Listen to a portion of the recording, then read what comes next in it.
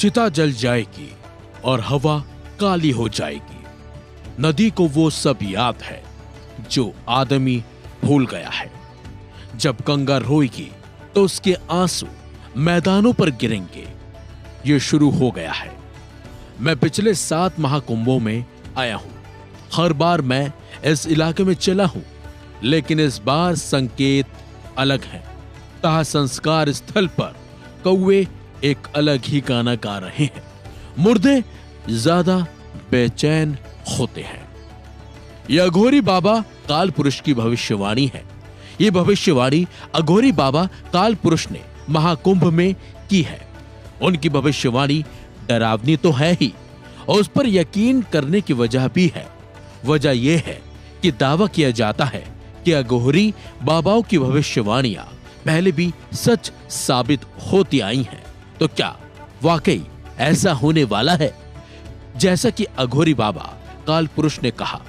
95 साल के अघोरी बाबा काल पुरुष का लुक भी एकदम अलग है। 95 साल के अघोरी बाबा काल पुरुष इन दिनों महाकुंभ में पहुंचे हैं।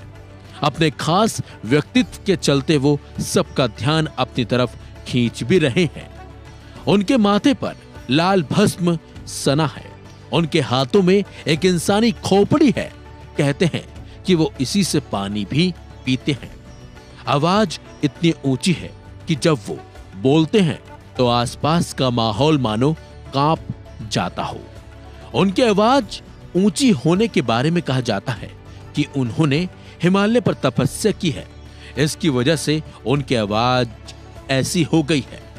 अघोरी बाबा काल पुरुष ने न केवल भविष्यवाणी की है, बल्कि अपनी ऊंची आवाज में यह भी बताया है कि धरती अपनी सांस से बदल रही है। जब नदी अपना रास्ता बदलेगी तब जाकर शहरों को महसूस होगा कि वो उधार की जमीन पर बसे हुए हैं। इसके लिए उन्होंने एक डेडलाइन भी दी है। वहीं पहाड़ों के बारे में भी अघोरी बाबा काल पुरुष ने कहा कि पहाड़ अपनी बर्फ छोड़ देंगे। कई मंदिर भी धरती पर लौट आएंगे। जहां तक नदियों की बात है, वो पहले धीरे धीरे फिर एक साथ सभी पवित्र नदियां अपने नए रास्ते खोजेंगी। अघोरी बाबा ने प्रयागराज संगम के बारे में भी भविष्यवाणी की है। उन्होंने कहा कि यह संगम भी बदल जाएगा। संगम को नया स्थान मिलेगा।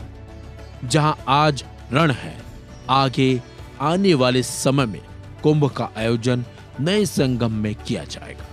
अघोरी बाबा ने आने वाली पीढ़ियों के बारे में कहा है कि अब जन्म लेने वाले बच्चों को वो सारी चीजें याद होंगी जो हम भूल चुके हैं। उनको ये पता होगा कि पृथ्वी कब घूमने वाली है। युवा पीढ़ी में आसमान को पढ़ने की क्षमता आ जाएगी। अघोरी बाबा की इन भविष्यवाणियों में धरती के विनाश की झलक तो नहीं दिख रही है, लेकिन धरती पर होने वाले कई तरह के बदलाव जरूर नजर आ रहे हैं, जो फिलहाल हो भी रहे हैं। अब माना तो यह भी चाहता है कि अघोरी बाबा काल पुरुष की भविष्यवाणियां सच होती हैं। बस सवाल यह भी है कि क्या ऐसा होगा जैसा कि उन्होंने कहा है। इसके लिए समय का इंतजार करना होगा। आपको क्या लगता है, अघोरी बाबा काल पुरुष की भविष्यवाणियां सच होंगी? कमेंट बॉक्स में जरूर लिखें। इस खबर में बस इतना ही। बाकी अपडेट्स के लिए बने रहिए वन इंडिया हिंदी के साथ।